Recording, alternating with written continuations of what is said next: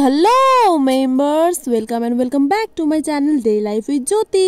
আজ নতুন বছরের প্রথম দিন, আর তাই সবাইকে জানাই হ্যাপি নিউ ইয়ার। এই নতুন বছরে যাতে সবার স্বপ্নগুলো পূরণ হোক, এটাই আমি কামনা করি। যেহেতু আজ বছরের প্রথম দিন ছিল, তাই ভেবেছিলাম আজকের দিনের শুরুটা না হয় ভগবানের আশীর্বাদ দিয়ে হোক। তাই আমি আর মা চলে গিয়েছিলাম মালদার খুব প্রচারিত এবং জাগ্রত মন্দির মা মনস্কামনা মন্দির। এখানে নাকি মার সামনে যে ইচ্ছাটা প্রকাশ করা হয় সেটা পূরণ। এই কথাটা খালি আগে শুধু শুনেছিলাম, আর 2023-এ এটা এক্সপিরিয়েন্সও করে। যাই হোক, মন্দিরে পৌঁছেই দেখি ফর্ম জমা দেওয়ার লাইনের মতো ভিড়। প্রায় আধ ঘন্টা মতন অপেক্ষা করার পর আমরা মন্দিরের ভেতরে ঢুকতে পাই। প্রচুর ভিড় থাকায় সেভাবে মনের মতন করে হয়তো পুজোটা দিতে পারেনি, কিন্তু সত্যি পুজো দেওয়ার পর মনটা অনেকটা শান্ত হয়ে গিয়েছিল। অঞ্জলি শেষ হলে আমি আর মা ঠাকুর মশাই থেকে টিপ নিয়ে বাইরে বেরিয়ে আসি। আর তাড়াহুড়ার জন্য আমি বাড়ি থেকে সোয়েটারটা নিয়েই আসতে ভুলে যাই, সেই জন্য আমার অনেকটা ঠান্ডা লেগে গিয়েছিল। যাই হোক, সেই দিন ছিল মালদায় লাস্ট কার্নিভাল, তো আমি চলে যাই সন্ধ্যাবেলা কার্নিভালে। সেই দিন আসার কথা ছিল পালাক মুচালের। আর এতদিন ধরে মালদায় কার্নিভাল চলছে, কিন্তু আমরা আমাদের ফ্রেন্ডস গ্রুপরা মানে হোল গ্রুপটা একদিনও ঘুরতে বেরাইনি। তাই কার্নিভালের শেষ দিন আমরা সবাই একসাথে বেরিয়েছিলাম। আর সেই দিন ছিল আমাদের